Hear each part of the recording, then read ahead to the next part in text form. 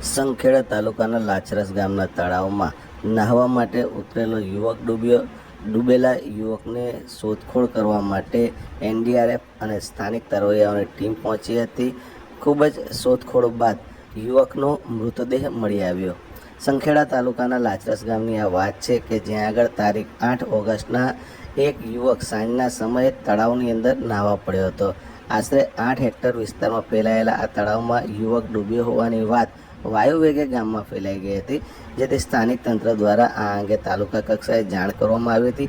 જે બાદ અત્રે એનડીઆરએફની ટીમ આવી પહોંચી હતી. તારીખ 9 ઓગસ્ટના રોજ સવારથી જ એનડીઆરએફની ટીમ દ્વારા ગામના આ ડૂબી ગયેલા યુવક ભીલ સુખરામભાઈ શંકરભાઈની શોધખોળ હાથ ધરવામાં આવી હતી. દિવસભરની મહેનત બાદ બપોર પછી આ યુવકનો મૃતદેહ તળાવમાંથી મળી આવ્યો હતો. યુવકનું મૃત્યુ થયું હોવાની વાત વાયુ વેગે ગામમાં ફેલાતા લાચરસ જેવા ખોબલા જેવડા ગામની અંદર અરેરાટી વ્યાપી ગઈ હતી. ગામમાં શોકની લાગણી ફેલાઈ ગઈ હતી. યુવકના મૃતદેહને એનડીઆરએફની ટીમે શોધી કાઢ્યો હતો.